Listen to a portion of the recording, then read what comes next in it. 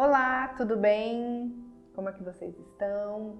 Hoje é o segundo episódio do podcast Intimamente. E eu, Fernanda Baldiceira, e minha parceira Luana Scarparo, estamos aqui para falar de um assunto muito incrível para vocês. Eu só queria lembrar vocês que no primeiro episódio, se você não assistiu, volta lá, porque a gente falou coisas bem interessantes, explicamos um pouco do nosso projeto, falamos um pouquinho da gente, das nossas concepções, de ansiedade, de relacionamento, então tem muito conteúdo bom lá também, ok? Mas hoje nós estamos aqui, Lu. Exatamente, porque a gente vai falar mais profundamente sobre ansiedade nos relacionamentos. Então, se você é ciumento, se você é controlador, se você tem dificuldade em confiar nos outros, fique aqui com a gente que nós vamos falar detalhadamente sobre isso e como isso de fato impacta os relacionamentos.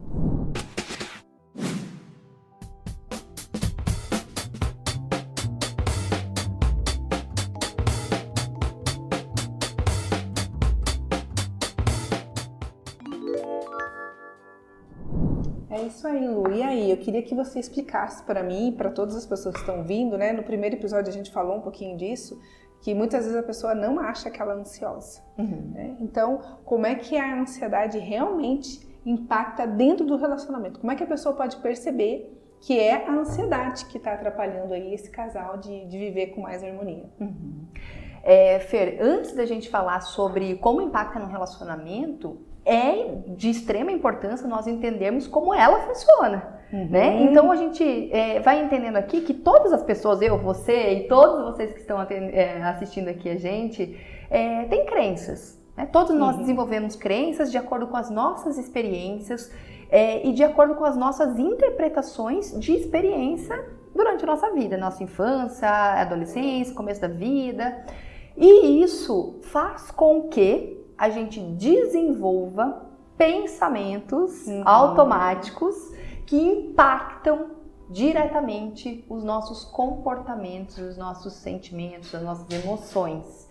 Então, eu vou dar um exemplo aqui que é um exemplo muito comum, né? Eu acho que seria legal, exemplos práticos, né, Lu, que a gente possa, que as pessoas possam entender, identificar. Olha só, né? Tem uma coisa que é muito comum para quem é ansioso. Eu falei um pouquinho no pod 1 sobre isso, mas é sobre a vulnerabilidade. Então, muitas pessoas que são ansiosas têm uma crença de que são vulneráveis. E isso faz com que essa pessoa tenha comportamentos que estão contra essa vulnerabilidade. Então, faz com que elas tenham comportamentos para se assegurar de que elas não vão ter contato com essa vulnerabilidade. Assim, até queria compartilhar contigo o que eu vejo também. Vamos ver se você consegue me dizer se é isso mesmo, né? Quando a pessoa tem dificuldade de ela demonstrar que ela tem algum medo, né? Então ela tem um parceiro que conhece há muito tempo, mas tem dificuldade mesmo de falar as coisas que ela vivencia no dia a dia, aí chega em casa estressada, acaba descontando no parceiro, né? Sim. Porque é relativamente natural a pessoa com quem você tem mais intimidade, e aí a outra pessoa recebe aquilo, nem sabe por que está recebendo, né? Porque chegou em casa, a pessoa já viveu ao longo do dia aí várias situações, e o que eu vejo? Que aí a pessoa não quer contar para não parecer vulnerável, não parecer fraco. Exato. E isso é bem comum, Fer. Você sabe que eu atendo a maior parte dos meus pacientes, eles têm um desafio com ansiedade. E isso é muito comum. Às vezes a pessoa está passando por uma crise de ansiedade, ela não conta para o parceiro porque vai demonstrar vulnerabilidade. Às vezes ela está com um desafio no trabalho mesmo, como você falou, e isso tudo mostra o quê? Eu sou fraco. Então eu não posso me envolver. Só que isso impacta no relacionamento de que forma? As pessoas, elas têm relacionamentos superficiais. Muitas vezes o ansioso, ele não se conecta verdadeiramente. Então ele não tem aquele desejo em realmente estar ali, né? E aí uma coisa que acontece muito com essas pessoas é o e se.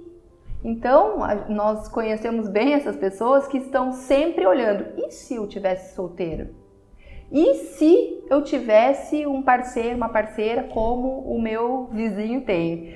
E a grama do vizinho. Nós abríssemos o nosso relacionamento e tivéssemos aqui um relacionamento aberto? E se? Só que com esses e se, o ansioso perde o quê? Mais ainda conexão, né? Perde conexão e perde o presente, né? E isso é muito importante. O ansioso, ele esquece de viver o hoje. E o hoje é o que faz as coisas acontecerem. Então, muitas vezes as pessoas vêm com uma demanda, inclusive de separação, não tem muito isso? De separação, e aí você vai investigando, a pessoa não fez nada para que aquele relacionamento ele desse certo. Porque ela está vivendo o quê? No que pode acontecer, nos ICs que são muito comuns a quem é ansioso, né? E não só os ICs, Fer, como também a catastrofização. Eu acho que esse é um ponto que a gente precisa falar bastante aqui. Explica um pouquinho então para o pessoal o que é, né? Que essa baita palavra que é até difícil da gente falar às vezes, o que é a pessoa que fica o tempo inteiro tornando tudo uma catástrofe. Exato. Quem é ansioso, então, percebe perigo em muitas coisas, onde não existe. Então, se você perdeu a explicação de por que isso acontece, assista o episódio 1.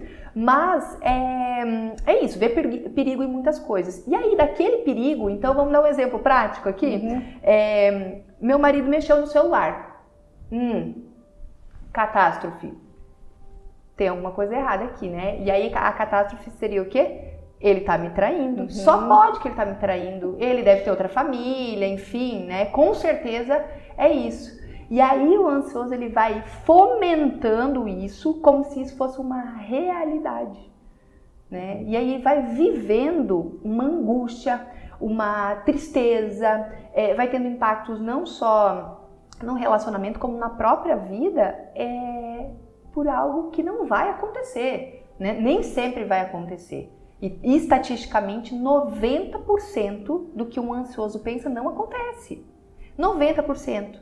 É muita coisa, né? É muita coisa. E aí, vou colaborar contigo nisso, que vamos para as causas de maior problema dentro de um relacionamento, que é a comunicação. Por quê? Porque se você pensou algo que está só na sua cabeça, você não compartilhou isso com a pessoa, como é que a pessoa vai entender? Eu costumo dizer para os meus casais que ninguém é quebra-cabeça para ser difícil, ninguém tem bola de cristal e não existe óbvio. Então, se você viveu alguma coisa ao longo do dia, compartilhe.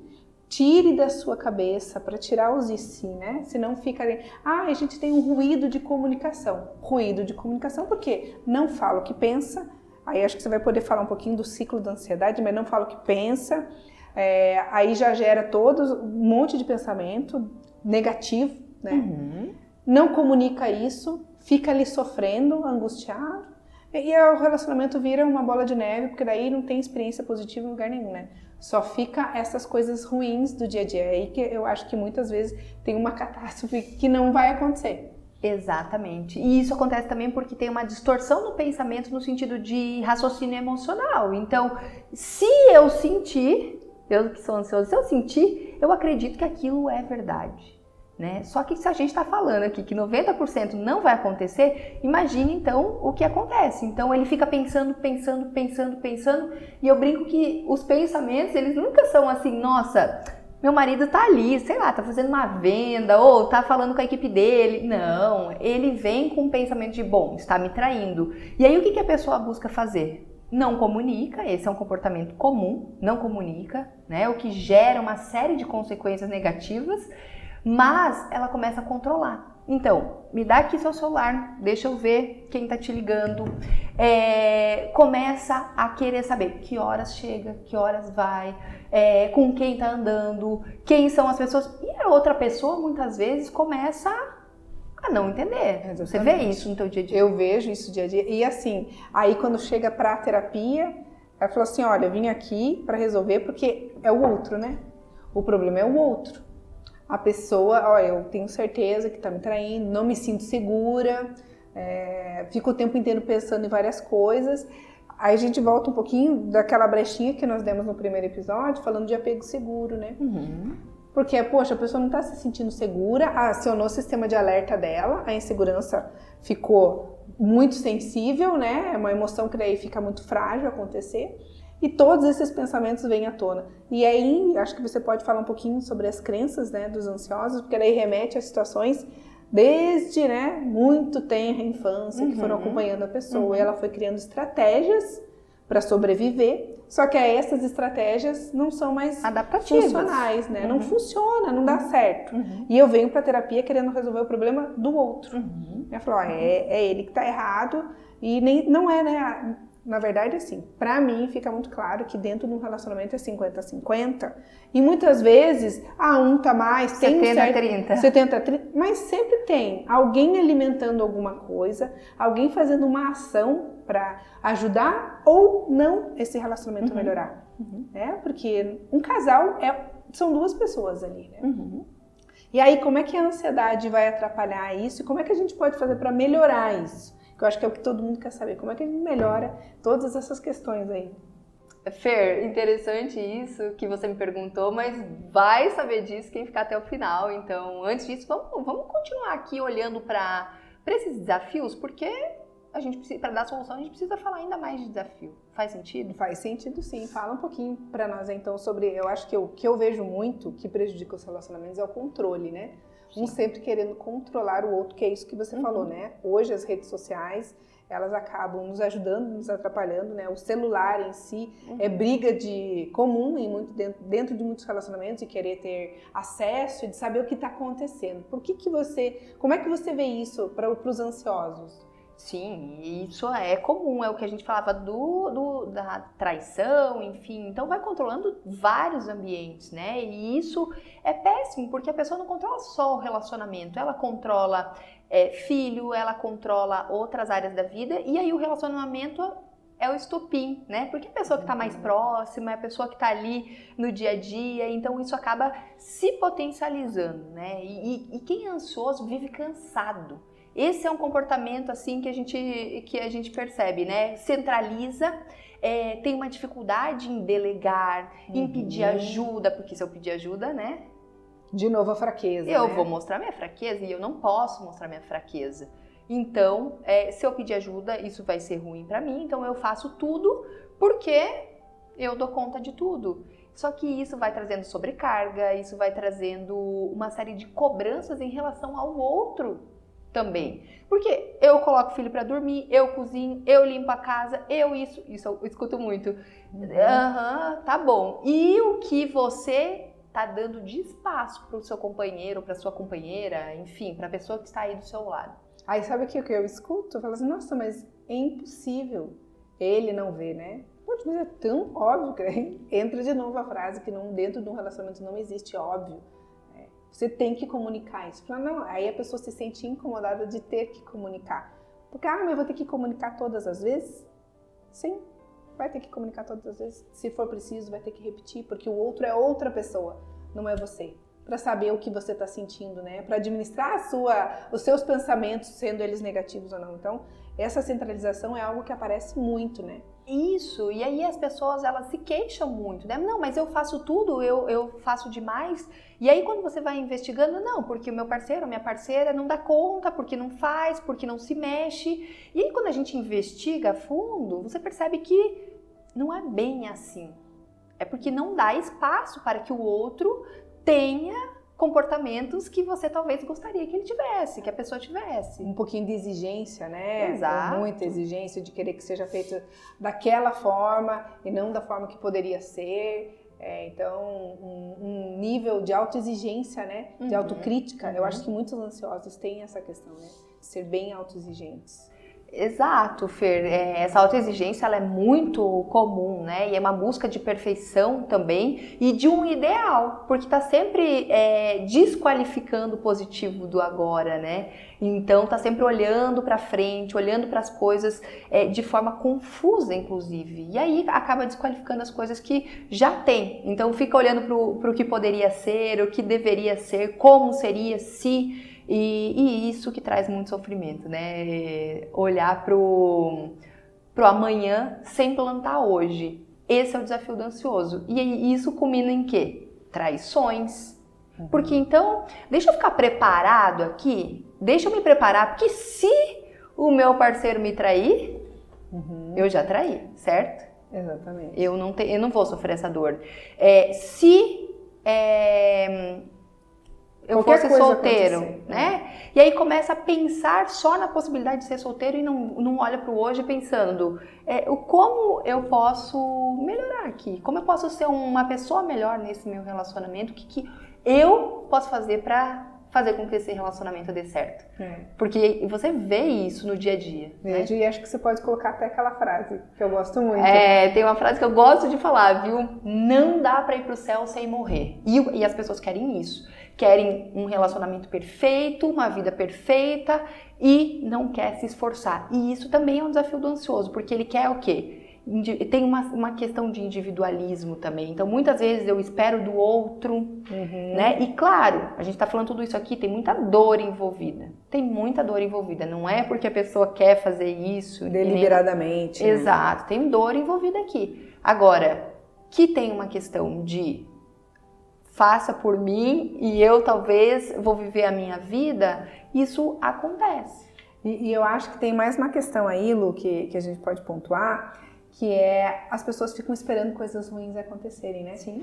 O ansioso, como você falou ali, né? E se, aí assim, tá tudo bem. Nossa, quando tá tudo bem, aí vamos pras crenças também, né?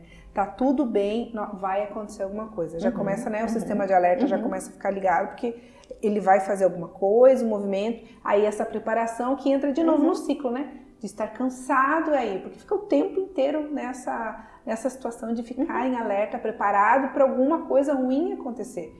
E o corpo tá todo preparado, né? Quem é ansioso tem uma tensão muscular, uma tensão... E, claro, o que a gente falou antes, um comportamento de centralizando, controlando tudo e todos, que causa exaustão. E aí isso culmina novamente em quê? Falta de uma vida sexual ativa porque tá cansado, falta de atenção para o parceiro. Que mais? E às vezes começa a punir o parceiro também, né? Porque não, peraí, nem vou, não, como assim? Vou ter sexo com ele e aí eu não sei se de repente não tá me traindo, então começa a punir, começa a não fazer as coisas de bom grado, né? Tá sempre achando que tá fazendo mais e que tá recebendo pouco. Aí também, né, temos aí uma questão de uma insatisfação do ansioso, dessa questão do ideal, de ter um ideal de relacionamento que talvez não seja o real, né? Porque nós vivemos situações reais, temos parceiros reais com defeitos e qualidades. Eu costumo dizer para os meus casais que tudo que a gente foca expande, né? Então, se você ficar focando só nas situações negativas, teu relacionamento não vai para frente. Você tem que focar nas questões positivas. E aí também um detalhe, quando eu falo questões positivas, não são tem que preparar um jantar, tem que preparar alguma coisa extraordinária. Não, Coisas você poder pequenas, né? coisas pequenas, visualizar o que o seu parceiro faz de bom, né? Realmente, puxa, tem tanta coisa que eu posso agradecer. Aí acaba assim, não, mas não faz mais que obrigação. Como não faz mais que obrigação? Ninguém é obrigado a nada. A gente faz porque escolhe amar. Escolhe estar dentro desse relacionamento. E as pessoas têm muita dificuldade de ver isso. E eu acho que isso é um grande causador de sofrimento, né? Quando a gente vai estudando, a gente vê que nós evoluímos demais enquanto espécie, enquanto civilização. Nos últimos 50 anos a gente pode falar também dessas mudanças. E a ansiedade aumentou demais. A gente tem aqui no Brasil, nós somos o país mais ansioso do mundo, né? Antes da pandemia a gente tinha em torno de 18% da população ansiosa, agora aumentou mais 25% em cima desse número. O que faz com que as pessoas, elas... Deixem de ver o presente de novo, né? Deixem de ver o presente, mas a dúvida também, eu queria falar um pouco sobre a dúvida, assim, né? Entender que essa dúvida, ela vai estar ali com você. Ela vai estar com você. E aí, entender que você nunca vai ter certeza. E isso eu vejo no meu dia a dia, né? Às vezes é uma em relação à profissão.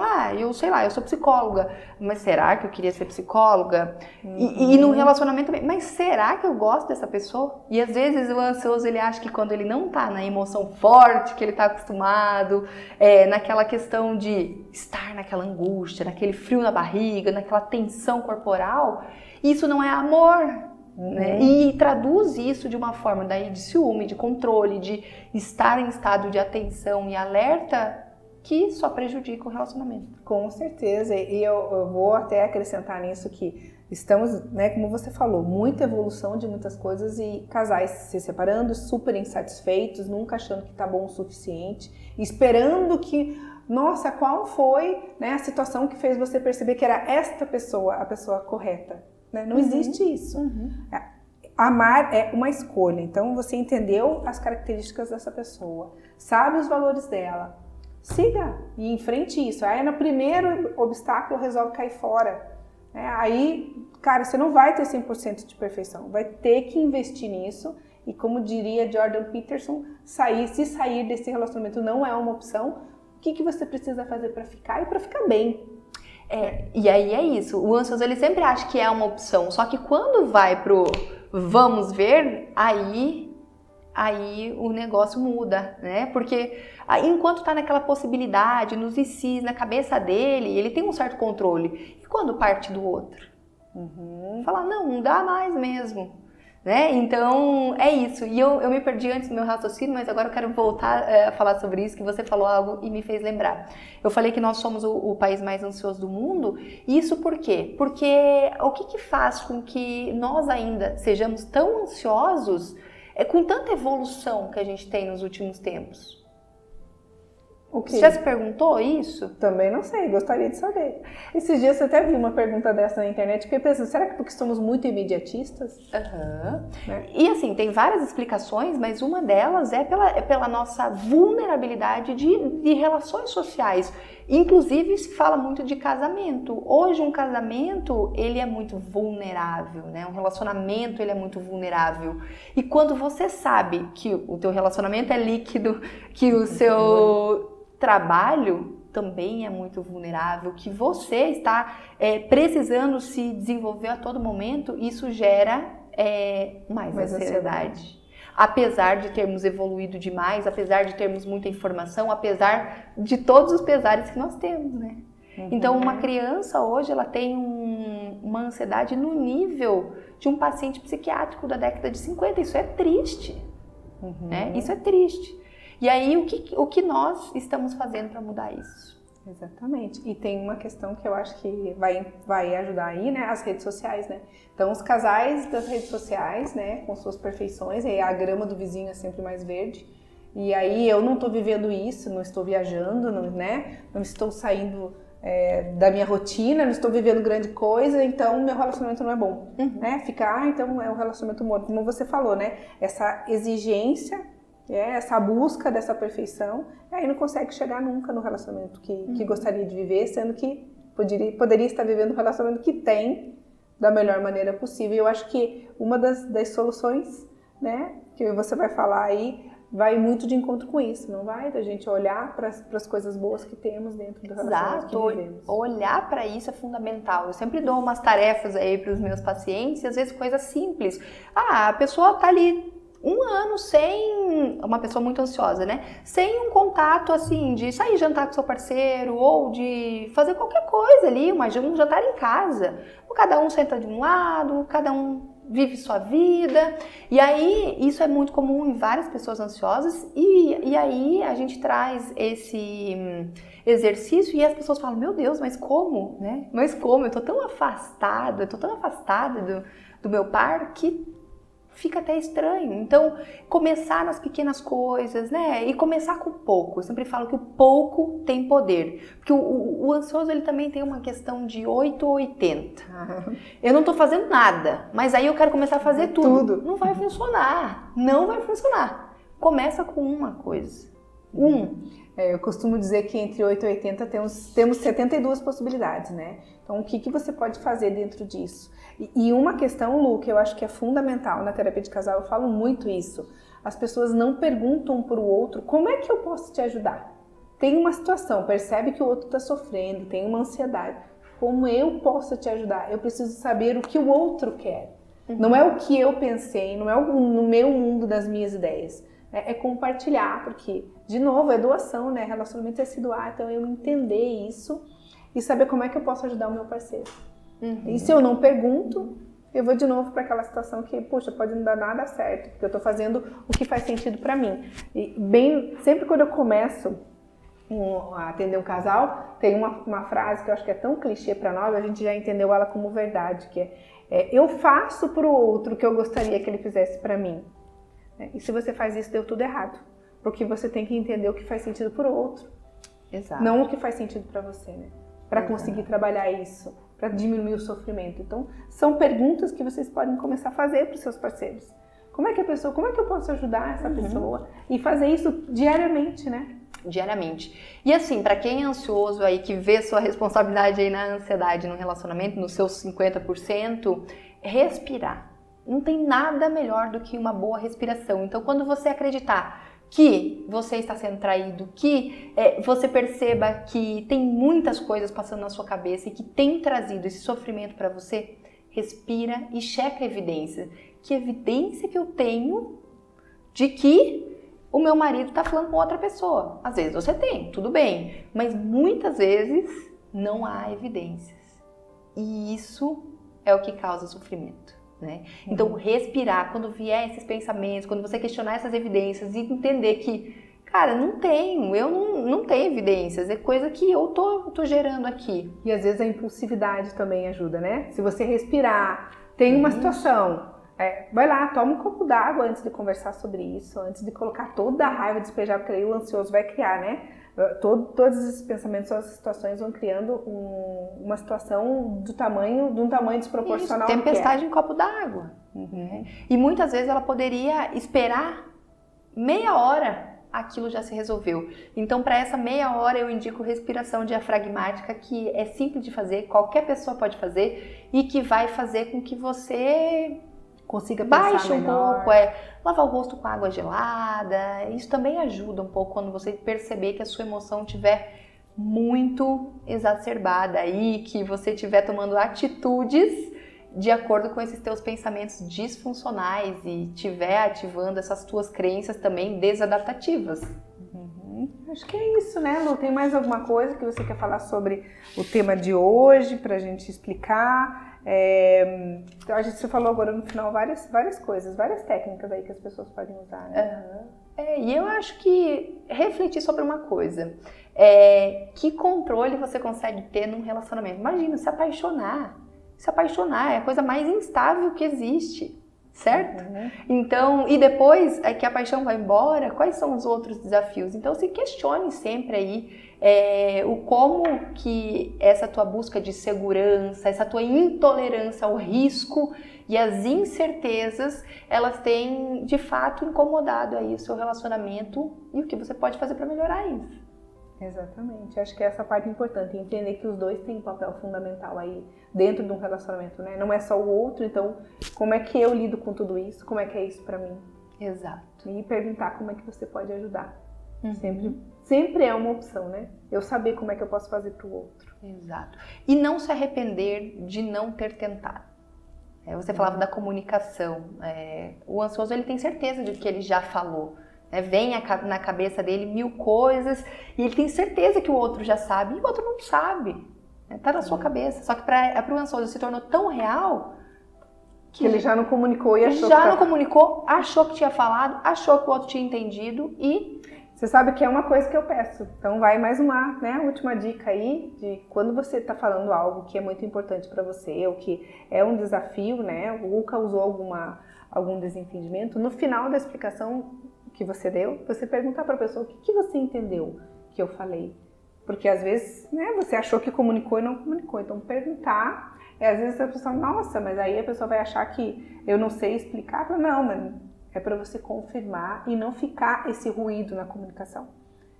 Puxa, foi isso mesmo que eu quis dizer? Ou não, nossa, deixa eu corrigir, não foi isso. Explica. A gente faz isso no ambiente de trabalho, a gente se exige tão mais com isso. Aí a pessoa que você conhece, você explica menos do que você explicaria para um desconhecido. Então, por que não compartilhar mais com a pessoa com quem você divide, né? Eu até falo assim, é mais fácil tirar a roupa do que conversar às vezes. Então, e isso eu ouço dos meus pacientes ansiosos. É mais fácil ficar pelado que mostrar minhas vulnerabilidades. E comunicar algumas coisas que pensa também é vulnerabilidade. Então demonstrar. Isso, né? É isso. Nós temos aí um link na bio, não é, Fer? Então é isso, pessoal. A gente queria agradecer, então, todo mundo que ficou com a gente aí. Aqui embaixo tem um link para pré-inscrição do protocolo Intimamente, que vai ser algo bem especial para todo mundo que tem essas dificuldades que nós estamos compartilhando aqui. Nos sigam nas nossas redes sociais, então no Instagram, @FernandaBaldiceira, psi e @Luana Scarparo. Nos vemos no próximo episódio e até mais. Até!